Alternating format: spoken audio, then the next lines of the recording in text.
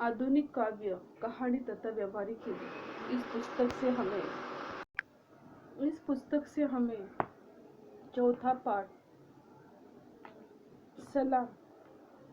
इस पाठ की स्वाध्याय कृति का अध्ययन कर रहे हैं। पिछले भाग में हमने लेखक का परिचय देखा, पाठ का सार देखा और लघुत्तरी प्रश्न का अध्ययन किया। आज हम दीर्घोत्तरी प्रश्न देखेंगे।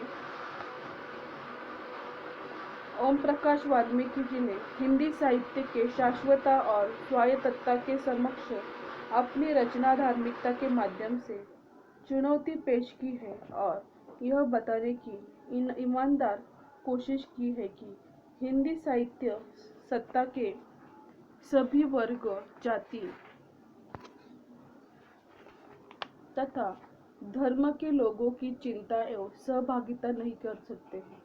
इस परिप्रेक्ष्य में दलित साहित्य की वैचारिक तथा पृष्ठभूमि के भूमिकाओं को समझाते हुए अपरिहार्य है, तभी दलित यातना और आक्रोश के सृजनात्मक रूपांतर से भली भांति परिचित हुआ जा सकता है। लोक प्रचार वाल्मीकि का संरचना भारतीय सभ्यता, संस्कृति, इतिहास एवं साहित्य की समीक्षा आलोचना से निर्मित हुआ है। इनके यहाँ सृजनात्मकता, लेखन और आलोचना की निर्मित का एक उत्सव एक ही है। इनका संपूर्ण लेखन एवं चिंतन वर्चस्वशील सभ्यता एवं संस्कृति के हजारों साल के इतिहास, संस्कृति, धर्म एवं साहित्य का आलोचनात्मक विवेचन प्रस्तुत करता है। साहित्य की सभी विधाओं में यह स्वरूप दिखाई देता है। ओम प्रकाश वाल्मीकि जी की कविता अतीत और वर्तमान की सामाजिक एवं सांस्कृतिक आलोचना है। इसकी रचना दृष्टि झूठ एवं पाखंड पर गहरी चोट करती है तथा तार्किक ढंग से सच को साहित्य एवं समाज के समक्ष उजागर भी करती है। ओम प्रकाश वाल्मीकि जी का स्वानुभव सामुदायिक सामूहिक अनुभव है। उनके लेखन का मुख्य सरोकार मुख्य धारा और हशील के फासले को पाटना है। सलाम कहानी की कथा वस्तु। सलाम कहानी की कथा वस्तु निम्नलिखित स्पष्ट की गई है।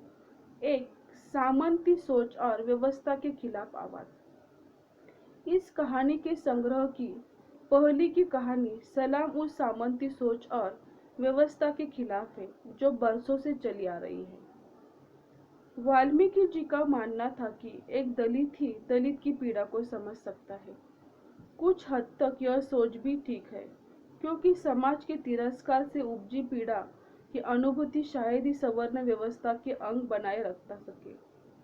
सलाम कहानी का पात्र हरीश जो पढ़ा लिखा युवक है तथा शहर से गांव ब्याह के लिए आया है। वह गांव में घूम घूम कर बड़े लोगों के दरवाजे जाकर सलाम करने के खिलाफ है। वह थोड़े से कपड़े बर्तन के लिए अपना स्वाभिमान गिरवी नहीं रख सकता है। उसे याद है कि जब उसे उसकी अपनी किसी दूल्हे या दुल्हन के दरवाजे घूमते देखते हैं तो उसके स्वयं के स्वाभिमान को भी ठेस पहुंची है। वाल्मीकि जी ने शहर और गांव का फर्क यहाँ पे दिखाई देता है। शहर के जो लोग होते हैं वो शिक्षित होने के कारण अपने अधिकारों के प्रति सचेत होते हैं। शहर से हरीश का दोस्त कमल भी साथ आया है। गांव आकर वह महसूस करता है कि अखबारों में छपी दलित शोषण की जिन घटनाओं पर उसे कभी विश्वास नहीं हुआ वे घटित होता है। दलित युवक को पीट पीट कर मार डाला और ऐसी ही अनेक घटनाएं अक्सर उसकी निगाहों से गुजरी हैं। ऐसी ही एक घटना से वह खुद रूबरू हुआ जब एक सुबह वह चाय की दुकान पर अपमानित किया गया। जाति विशेष के संबोधन से वह गालियां देती थी। इस पूरी घटना को वाल्मीकि जी इस तरह लिखते हैं कि कमल को लगता जैसे अपमान का घना बियाबान जंगल उग गया है। उसका रोम रोम कांपने लगा। उसके आसपास के खड़े लोगों पर निगाह डाली। हिंसक शिकारी तेज नाखूनों से उस पर हमला करने के लिए तैयार हो गए थे। कमल की गलती महज इतनी थी कि वह हरीश का दोस्त था। ब्राह्मण होने के बावजूद वह एक दलित के घर में रुका था।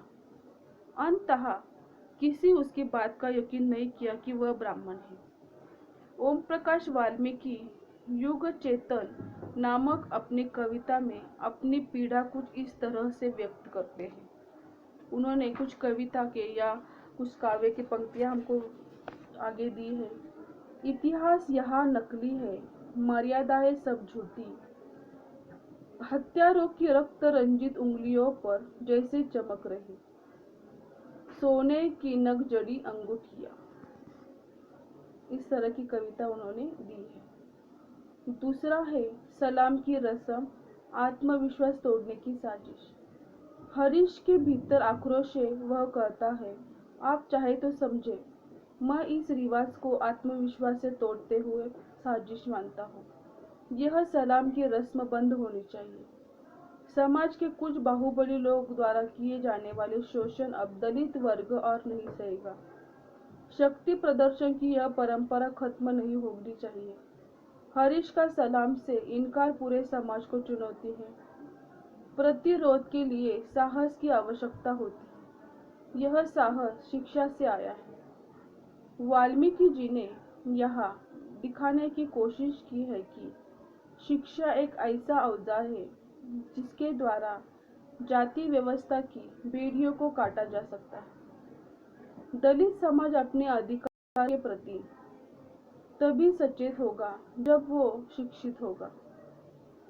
सलाम कहानी में वे जातिगत संस्कारों का तोड़ने की बात करते हैं। उसी के अंत में हिंदू मुसलमान के छुआछूत भेद को भी दिखाई देता है। सलाम करने न जाकर जिस हरीश को स्वाभिमान और आत्मविश्वास से भर देते हैं, वही एक छोटे लड़के के ये बोल सुनाकर मैं मुसलमान के हाथ की बड़ी रोटी नहीं खाऊंगा हताश हो जाता है। संभव लेखक ने इस कहानी में